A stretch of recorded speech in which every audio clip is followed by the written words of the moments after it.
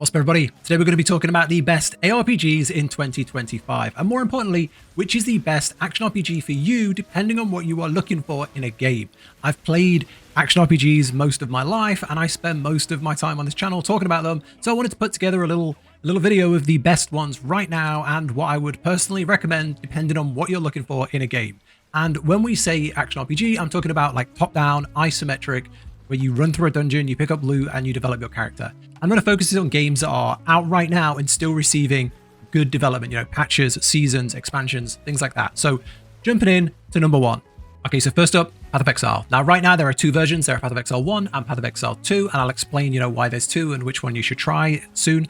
But if you've never heard of Path of Exile, you've never played it, this is the most challenging, most complex, but easily the most rewarding action RPG in the genre. This has the most depth of any game out there. No matter what game you come from, if you go into Path of Exile, you'll be like, oh, that's a lot of stuff to do. That's a lot of stuff to get my head around, because there's just so much to it. And I would say if you have the time, this is so rewarding. However, on the flip side, if you don't have the time to learn, you don't have the time to constantly be looking things up and constantly like understanding systems, this has the opposite effect. This feels too confusing. It feels, too much like a chore. And if you just want a chill, fun game, you might not enjoy this one. So this is one I would definitely recommend if you're looking to just get lost. Just drop 1,000 hours into a game. It's Path of Exile. The characters, the theory crafting alone. I mean, once you see the skill tree, it just has a open skill tree where you just put points in and it expands further and further and further. Not only that, but it has one of the best end games of anything out there. The end game systems have just been developed over years and years and years, to the point where it's a work of art. Like it's really, really good. On top of it, the best thing is this game is free. This is a free-to-play ARPG on console and PC, so you can jump in right now. There's a new league right now that's like a month old, and it's fun. It's really good. I've played it. It's really fun. So this one is, if you have the time, if you just want to get lost in an ARPG, this is the one.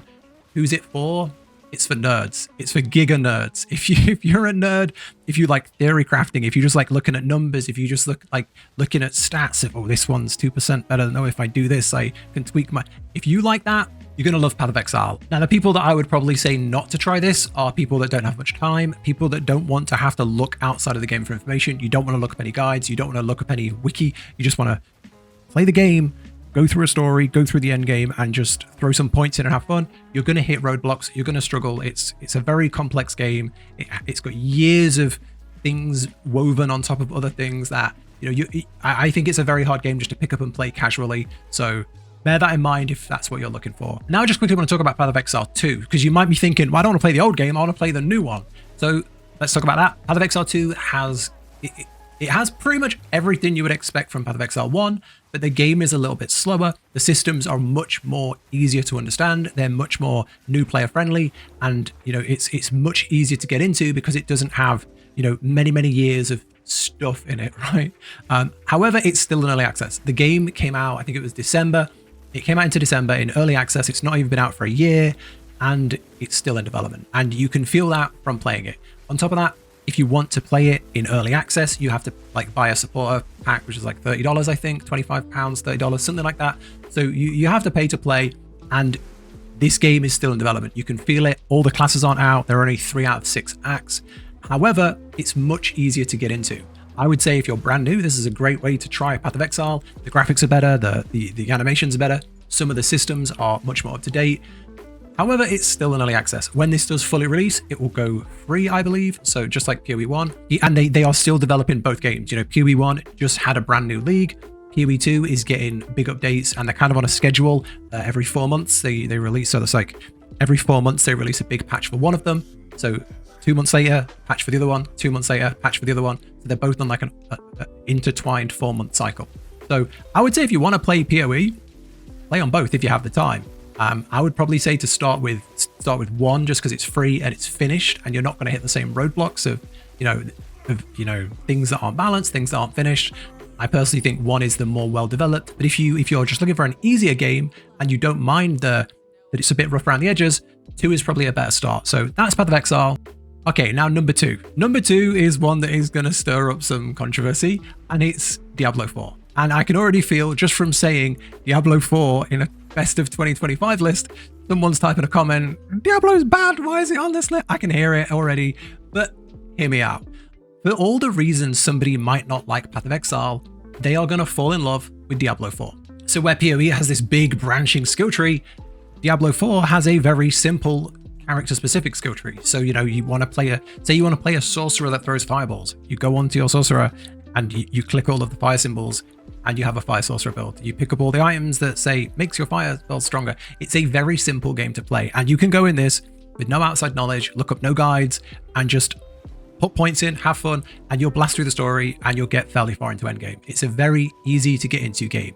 It runs in seasons similar to PoE, but these seasons again don't add tons of complexity, whereas that adds brand new mechanics and new league mechanics. This adds some small build changes and some small endgame mechanics. And where it might not have the most complex and in-depth endgame, it has an incredible story. The first time you play through this game is phenomenal. I genuinely love the story. The game's made by Blizzard, and you can tell this is a really, really high quality story. It's all about like Lilith and the fight between the angels and demons, and it's incredible. I love it. I love the story. Playing through it was amazing, and yeah, I genuinely have to give credit where credit is due. This had a amazing first time playthrough. There is also a expansion, and there's another expansion coming soon. Each expansion adds a new class and a new zone. In terms of monetization, it's the opposite of PoE. PoE is a free game with some extra, microtransactions. Diablo is everything is paid. You got to buy the game, you got to buy the expansion, and when the next expansion comes out, you've got to buy that. So this is very, very different.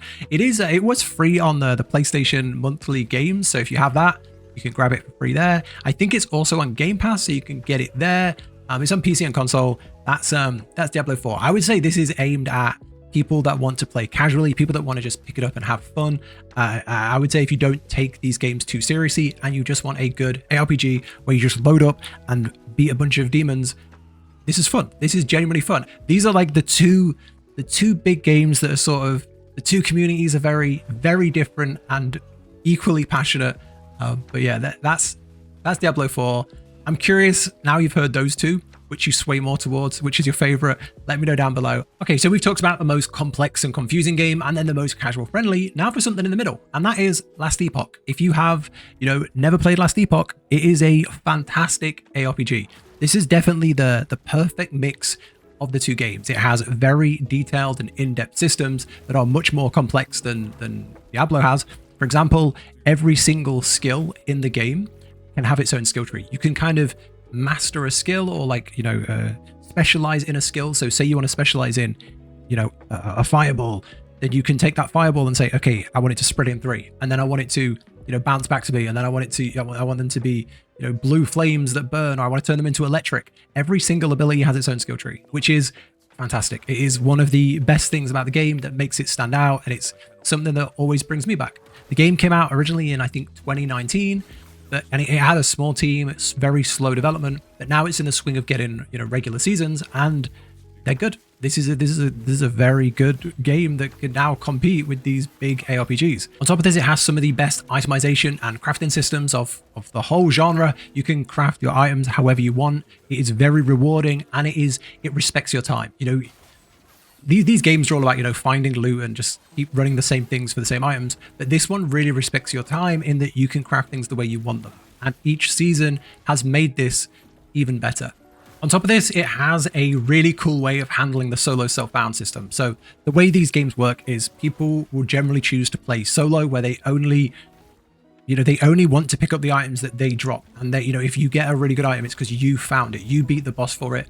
Or there are people that trade. This game tailors the game around how you want to play. You have to make a choice of if you want to join a faction. I think it's called the Circle of Fortune is the solo self-found, and that restricts you from trading with the markets. However, it lets you tailor what drops. So you can kind of have these prophecies where you decide what drops, which is really interesting. Or you can join the Merchants Guild, which lets you open up trade and, boss with the people, which is a really, really cool system. It's also got a really cool aesthetic of time travel. You travel through these different time zones. So one minute you're fighting prehistoric dinosaurs, the next you're in the void in the weird future. So this is a game, if you've never heard of it, if this is the first time you're hearing it, oh, this sounds really cool. It is. It is really cool. Give it a try. There was some recent news that The game had been acquired by a new company, so there's a bit of a question mark on what that means, but the game is not shutting down. This is a game that is it's already announced its next big season in August. I think it's like end of next month. So this game isn't going anywhere. This is a, huge ARPG that I would definitely recommend if you've never tried it. It's a buy to play, I believe, but there's no like expansions or anything out right now. So once you've got it, jump in. But that's that's Epoch. Definitely a fun one. So they're the big three games that are, I would say, receiving like the most development, the most constant updates, big seasons, big patches, expansions, and I'd say there's something there for everyone. However, if you are, not interested in any of those, or you've played them all, here's a couple of others you might want to consider. I'll quickly talk about them. No Rest for the Wicked. No Rest for the Wicked is a game that I think is still in early access. I played it a ton when it came out, and this is a game with a fairly small team, but it's very, very, very different. It has like a more weighted combat system. Think like Dark Souls, where like if you're wearing heavy armor and like you roll, you feel that. If you parry and you knock the weapon back, you feel that. It's got a system like that, but it's a top-down ARPG. It has a fairly grindy system along with the story, and there's a lot to it, but again, there isn't much to talk about. The game isn't finished. The game doesn't have like a big, deep end game yet. What they've shown so far is good. Their plans look good, but the game isn't, fully released, which is why I don't want to include it as like, go and throw all your time into it, because, we don't know what it's going to look like when it's fully finished. But if you're looking for something a bit different, there it is. Now, a game that, if we're talking about different, is really different, is one of my personal favorites, Slaughmancer. I've got a separate review of that on my channel if you want to go see it. But basically, it's a pixel game. It had its full release sometime this year, so it's fully out now. And it's a game where you go and collect Slaugham and upgrade your character, and it's just pixel chaos. It's completely weird, but it's got so much more depth than you might expect. I'm talking like loads of different skill trees, progression. I won't get into it too much. There's a full review, but it's really weird. It's really wacky, and it holds out as a really, really good ARPG. I've gone back and played it like 3 times now, and I definitely recommend it. But yeah, that's pretty much everything I want to talk about. Let me know what you think down below. Do you agree? Do you disagree? Have you tried these? Do you like any of these? Maybe I think a lot of people, this is like a golden year of ARPGs. There's so many ARPGs of such good quality that right now we do have something for everybody. So I think it's a great time. And if you don't like any of these, it doesn't matter. If you hate Diablo, don't play it. There's still loads of games you're going to enjoy. If you really don't like PoE, there's lots of other games you can enjoy, and I think that's a great thing. I think competition breeds innovation, and we are in a very innovative period where, all the games are a bit different, and it's a great time. So let me know down below, what do you think? What's your favorite?